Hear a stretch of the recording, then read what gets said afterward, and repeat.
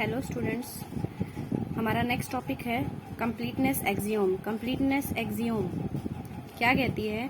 Completeness axiom ये कहती है कि अगर हमारे पास कोई भी एक नॉन एम्प्टी सबसेट है किसका, रियल्स का, हम मान लेते हैं कि लेट हमारे पास एक एस सेट है, ठीक है, जो कि कैसा है, नॉन एम्प्टी है, और वो सबसेट है किसका, रियल नंबर्स का है, यानी कि वो एक सबसेट है किसका, रियल नंबर्स का, और जो कैसा है, बाउंडेड अबोव। बाउंडेड अबोव का मतलब क्या है कि उसका कोई ना कोई एक अपर बाउंड एग्जिस्ट करेगा, has a real number as its supremum. यानी अगर कोई भी नॉन एम्प्टी सेट आपका क्या है, बाउंडेड अबोव, यानी अगर उसका कोई अपर बाउंड एग्जिस्ट करता है तो उसका लीस्ट अपर बाउंड भी एग्जिस्ट करता होगा। ये चीज ये कह रहा है कि if every non empty subset of real has a upper bound then it has at least a real number as its supremum. Supremum यानी कि लीस्ट अपर बाउंड। तो इसी के हेल्प से हम एक थ्योरम जो है वो नेक्स्ट प्रूफ करेंगे। इसी का रिवर्स पार्ट है कि एवरी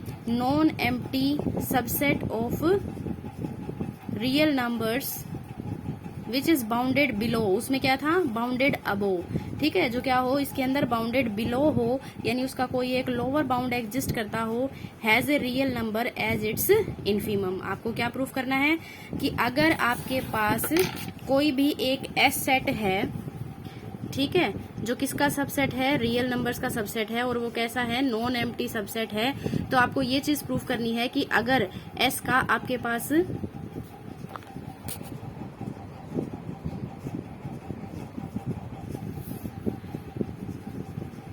एस का अगर कोई आपके पास क्या एग्जिस्ट करता है, बाउंडेड बिलो का है ना इसने, तो यानी इसका क्या एग्जिस्ट करेगा, एक लोअर बाउंड अगर इसके पास कोई एग्जिस्ट करता है तो उस केस में आपको ये प्रूफ करना है कि इसका क्या एग्जिस्ट करेगा, ग्रेटेस्ट लोअर बाउंड। ये चीज आपकी रिक्वायर्ड टू प्रूफ है, और ये चीज आपको क्या है, गिवन है क्वेश्चन के अंदर, ठीक है।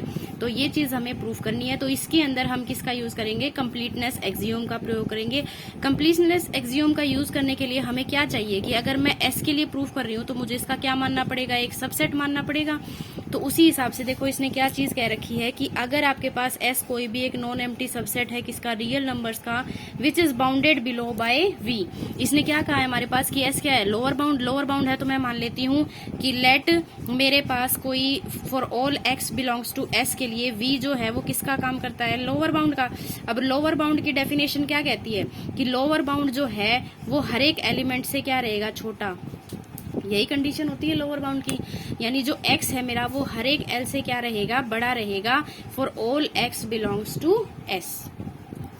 सॉरी, हमने यहाँ पे अपर बाउंड क्या माना था, v माना था, तो l की जगह पे यहाँ पे क्या आएगा, v आएगा। हमने सीधी सीधी किसकी डेफिनेशन यूज की है, लोअर बाउंड की, कि अगर s के हर एक एलिमेंट के लिए v लोअर बाउंड का काम करता है तो v क्या रहेगा, हर एक एलिमेंट से छोटा रहेगा। अगर v हर एक एलिमेंट से मेरे पास क्या है, छोटा है, तो इसका मतलब ये किसका काम कर रहा है, लोअर बाउंड का काम कर रहा है।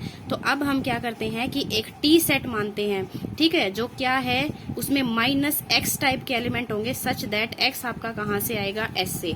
एज मैंने क्या मानना था कि मेरा s कैसा है भाई, नॉन एम्प्टी है, तो ये चीज क्या इंप्लाई करेगी कि मेरा t भी कैसा होगा, नॉन एम्प्टी होगा, क्योंकि ये मैंने t जो है वो मानना किसका सबसेट है, s का सबसेट माना है, वो सारे के सारे s के एलिमेंट से ही कंस्ट्रक्ट किया जाएगा, ठीक है। अगर ये चीज है तो इस केस में मेरे पास क्या होगा कि मान लेते हैं कि हम लेट हमारे पास अगर y कोई भी एक t का एलिमेंट हो तो y किस टाइप का होगा, by definition of t। By definition of t अगर y t में है तो y में किस टाइप के एलिमेंट है, सारे नेगेटिव, तो यानी y जो है वो किसी ना किसी क्या होगा, -x के लिए, जहां पे वो जो x है वो किस में बिलोंग करेगा, s में बिलोंग करेगा। अगर ये चीज मेरे पास है तो इसमें मेरे पास x किससे बाउंडेड है, हमने अभी अभी ऊपर लिखा था कि x अगर s में है तो वो जो है वो बाउंडेड बिलो है किससे, v से। तो अगर इफ x जो है वो ग्रेटर देन इक्वल टू है किससे, v से, तो -x लेस देन हो जाएगा किससे, -v से। किसके लिए, for all x belongs to s के लिए। अब यहाँ पे मेरे पास क्या है, -x है, तो -x की इनइक्वालिटी यहाँ पे पुट कर दीजिए, तो y जो इक्वल है -x के और वो लेस देन है किससे, -v से, for all x belongs to s के लिए, तो y भी लेस देन हो जाएगा किससे, -v से, ठीक है। फॉर ऑल y अब किस में जाएगा, t में। ये देखो जब कंडीशन हम x पे लगा रहे हैं तब हम किसके लिए लिख रहे हैं, x belongs to s, x belongs to s। लेकिन जब हम कंडीशन किस पे अप्लाई कर रहे हैं, y पे, तो आप क्या लिखोगे, for all y belongs to t।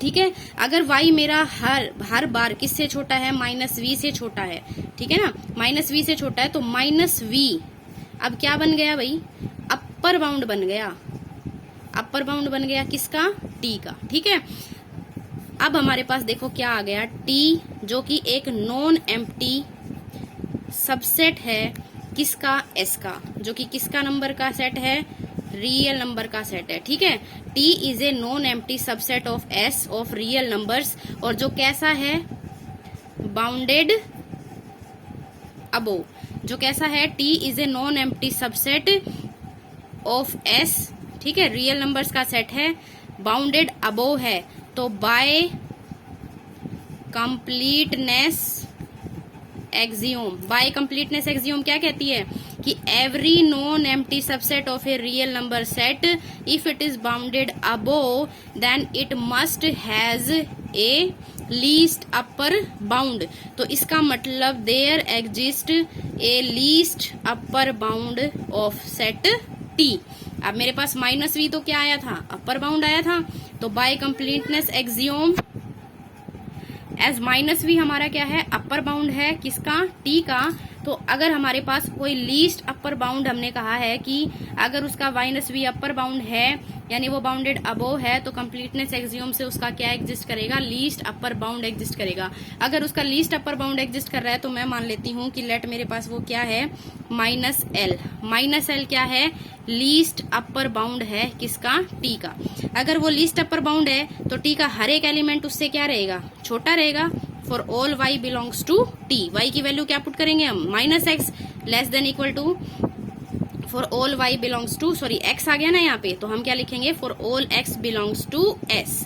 अब देखो माइनस से माइनस, ठीक है, माइनस की जो वैल्यू छोटी होती है उसको पॉजिटिव करेंगे तो वो क्या हो जाएगी, ग्रेटर हो जाएगी, for all x belongs to s। इस स्टेप के बाद हमारे पास अब क्या कंडीशन रिवर्स हो गई, x हर बार l से क्या है, ग्रेटर। देखो ये चीज हमेशा ध्यान रखनी है कि अगर x किसी एलिमेंट से बड़ा है तो वो एलिमेंट लोअर बाउंड है, अगर y किसी एलिमेंट से छोटा है तो वो चीज अपर बाउंड है। लोअर और अपर बाउंड की डेफिनेशन को अपने माइंड में बिल्कुल क्लियर कर लीजिए। अब यहाँ पे देखो हर एक x के लिए x जो है वो l से क्या है, ग्रेटर है, तो l जो है वो किसका काम कर रहा है, l is a lower bound of s। अब देखो हमें प्रूफ क्या करना था कि हमारे पास अगर ऐसे एक नॉन एम्प्टी सबसेट है जिसका लोअर बाउंड एग्जिस्ट करेगा तो उसका एक ग्रेटेस्ट लोअर बाउंड भी क्या करेगा, एग्जिस्ट करेगा।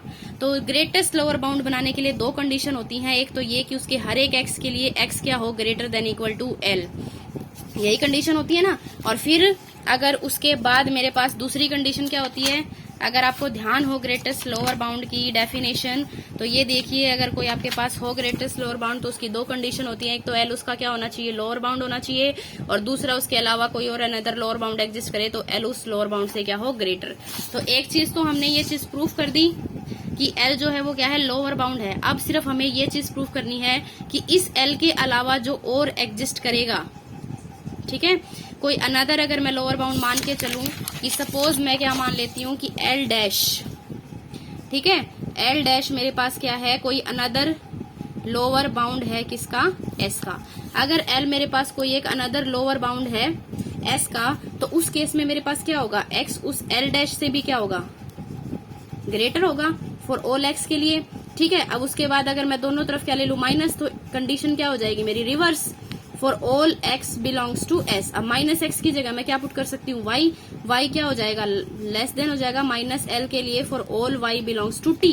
अब इसकी अकॉर्डिंग क्या डेफिनेशन आ गई कि y जो है वो -l डैश से हर बार छोटा रहता है, छोटा रहता है, तो उस केस में मेरे पास क्या है कि जो -l डैश है वो अब क्या बन गया भाई, सबसे बड़ा हो गया ना -l डैश, तो क्या हो गया, अपर बाउंड हो गया किसका, t का अपर बाउंड हो गया। अब t का अपर बाउंड में तो हमने ये मान के चले थे कि अगर मेरे पास t का कोई अपर बाउंड एग्जिस्ट करेगा तो उसके कंपैरिजन में मेरे पास उसका लीस्ट अपर बाउंड एग्जिस्ट करता है, और उसका लीस्ट अपर बाउंड हम क्या मान के चले थे, -l is a least upper bound of t by completeness axiom.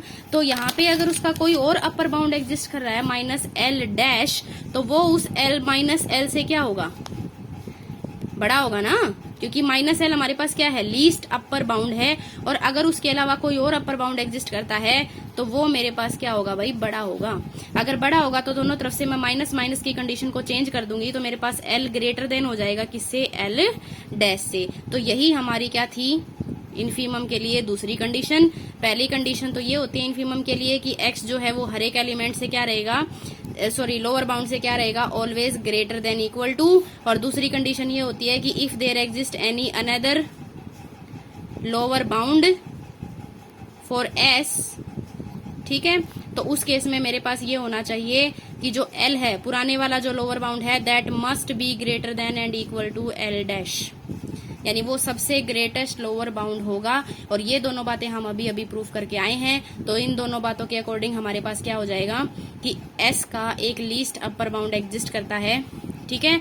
तो वो अगर सबसेट है, S is a non empty subset of real numbers, जो कि कैसा है, बाउंडेड बिलो है, तो उसका एक इन्फीमम हमारे सामने क्या कर रहा है, एग्जिस्ट कर रहा है।